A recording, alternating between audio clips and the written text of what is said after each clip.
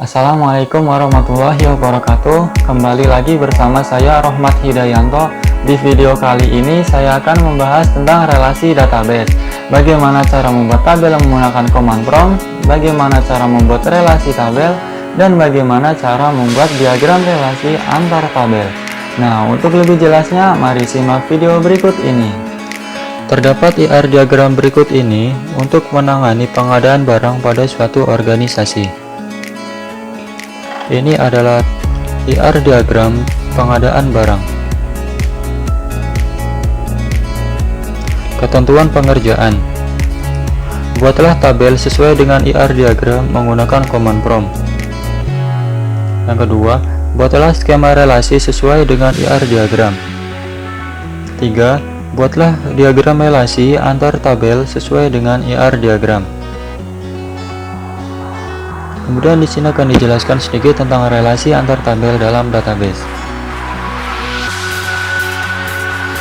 Relasi adalah hubungan antara tabel yang merepresentasikan hubungan antar objek di dunia nyata. Relasi merupakan hubungan yang terjadi pada suatu tabel dengan tabel lainnya yang merepresentasikan hubungan antar objek di dunia nyata dan berfungsi untuk mengatur operasi suatu database. Hubungan yang dapat dibentuk mencakup tiga macam hubungan, yaitu one to one atau satu ke satu. Mempunyai pengertian setiap baris data pada tabel pertama dihubungkan hanya ke satu baris data pada tabel kedua. Contohnya adalah relasi antara tabel mahasiswa dan tabel orang tua. Satu baris mahasiswa hanya berhubungan dengan satu baris orang tua, begitu juga sebaliknya. Kemudian yang kedua, one to many atau satu ke n. Mempunyai pengertian setiap baris data dari tabel pertama dapat dihubungkan ke satu baris atau lebih data pada tabel kedua. Contohnya, relasi perwalian antara tabel dosen dan tabel mahasiswa. Satu baris dosen atau satu dosen bisa berhubungan dengan satu baris atau lebih mahasiswa. Kemudian yang ketiga ada many to many atau n ke n. Mempunyai pengertian satu baris atau lebih data pada tabel pertama bisa dihubungkan ke satu atau lebih baris data pada tabel kedua. Artinya, ada banyak baris di tabel 1 dan tabel 2 yang saling berhubungan satu sama lain. Contohnya, relasi antar tabel mahasiswa dan tabel mata kuliah. Satu baris mahasiswa bisa berhubungan dengan banyak baris mata kuliah, begitu juga sebaliknya. Kemudian kita langsung ke soal pertanyaannya tadi. Yang pertama, buatlah tabel sesuai dengan IR diagram menggunakan command prompt.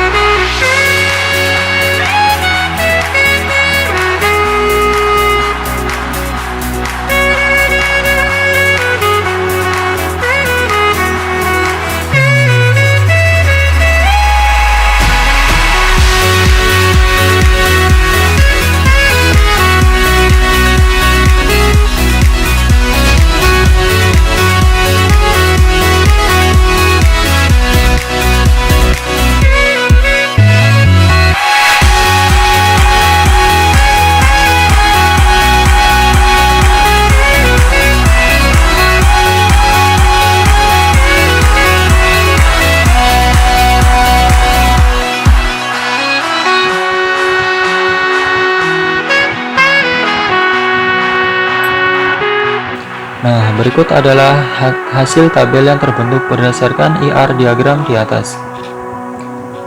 Tabel yang pertama yaitu ada tabel account.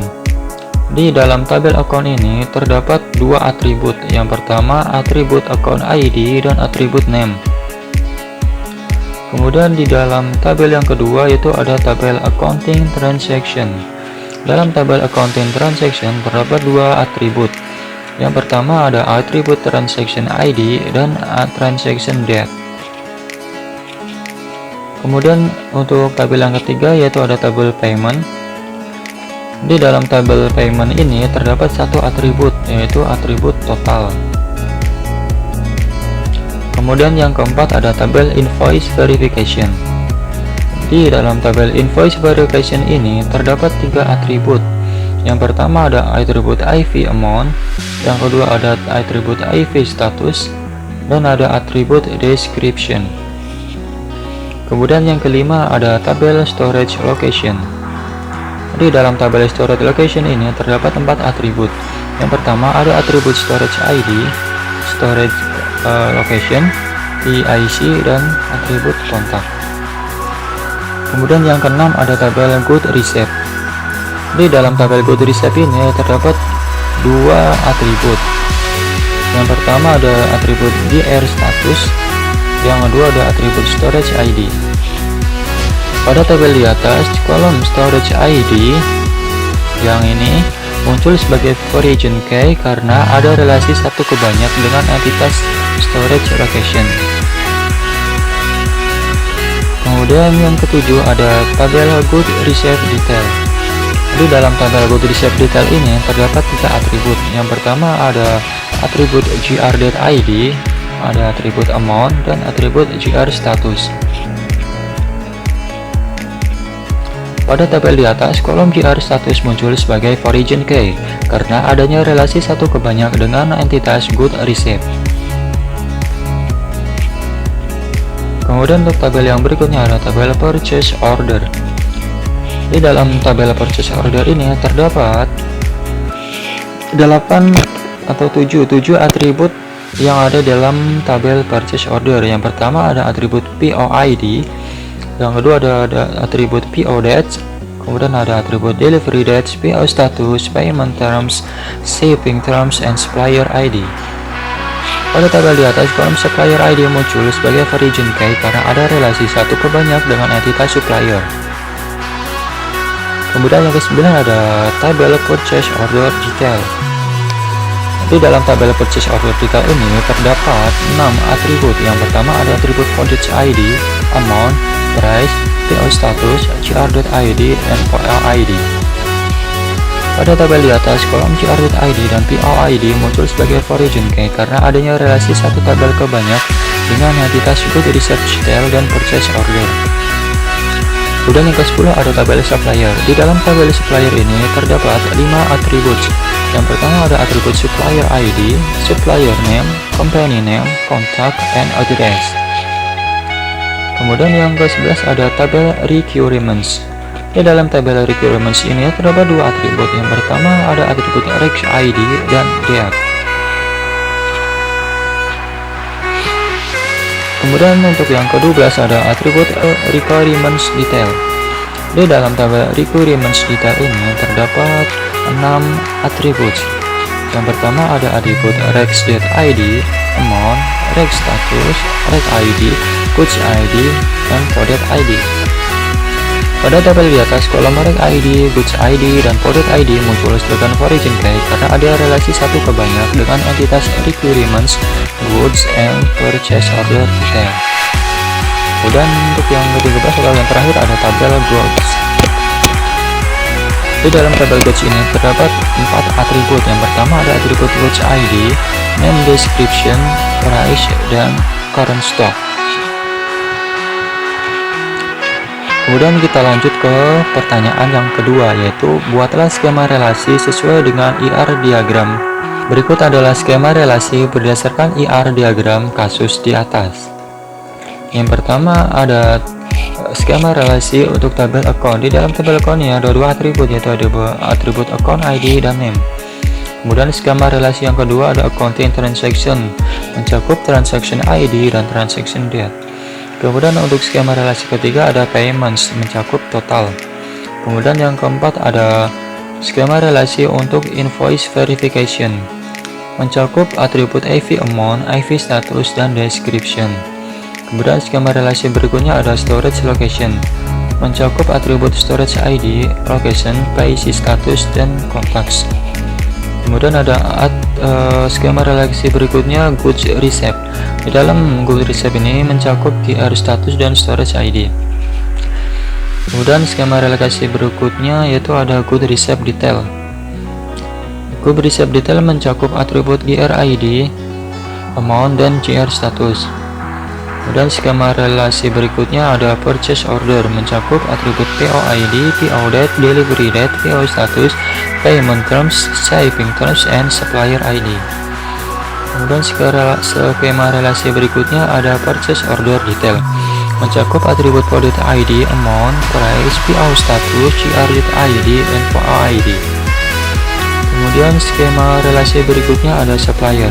Supplier mencakup atribut supplier ID, supplier name, company name, contact, and address. Kemudian ada skema relasi untuk requirements, mencakup atribut rec ID and date. Kemudian ada skema relasi untuk requirements detail, mencakup atribut rec date ID, amount, rec status, rec ID, goods, and coded ID. Kemudian yang terakhir ada skema relasi untuk goods, mencakup atribut goods ID, name, description, price, current stock. Kemudian untuk soal pertanyaan yang ketiga yaitu buatlah diagram relasi antar tabel sesuai dengan IR diagram. Berikut adalah diagram relasi antar tabel berdasarkan IR diagram kasus di atas. Di sini terdapat beberapa tabel. Yang pertama ada tabel account, tabel accounting transaction, tabel payments, tabel invoice verification, tabel storage location, tabel good receipt, tabel purchase order, tabel supplier, tabel good receipt detail, tabel purchase order detail, tabel requirements detail, dan tabel goods. Untuk membuat relasi kita dimulai dari tabel account dulu. Dari tabel account ini mempunyai relasi end to end atau banyak ke banyak ke tabel accounting transaction, sehingga terbentuk tabel baru yaitu tabel account has accounting transaction. Kemudian dari tabel accounting transaction ini mempunyai relasi satu ke satu ke tabel payment. Tabel accounting transaction juga mempunyai relasi satu ke satu ke tabel invoice verification. Dan tabel accounting transaction ini masih mempunyai satu relasi lagi yaitu ke tabel good receipt. Accounting transaction punya relasi satu ke satu ke tabel good receipt. Kemudian untuk storage location mempunyai relasi satu ke n atau satu ke banyak menuju ke tabel good receipt. Kemudian dari good receipt ini mempunyai relasi satu ke banyak ke tabel good receipt detail. Dari tabel good receipt detail ini mempunyai relasi satu ke n atau satu ke banyak ke tabel purchase order detail. Kemudian kita beralih ke tabel supplier. Nah, tabel supplier ini mempunyai relasi satu ke n atau satu ke banyak ke tabel purchase order. Dari tabel purchase order ini juga mempunyai relasi satu ke n atau satu ke banyak ke tabel purchase order detail. Dari tabel purchase order detail ini mempunyai relasi satu ke n juga ke tabel requirements detail. Tabel purchase order detail mempunyai relasi satu ke n atau satu ke banyak ke tabel requirements detail. Dari tabel requirements mempunyai relasi satu ke n ke tabel requirements detail. Demikian pula dari tabel goods mempunyai relasi satu ke n ke tabel requirements detail. Nah, demikianlah diagram relasi antar tabel berdasarkan IR diagram kasus di atas. Sampai jumpa di video berikutnya. Apabila ada pertanyaan silahkan ditulis di kolom komentar. Terima kasih. Wassalamualaikum warahmatullahi wabarakatuh.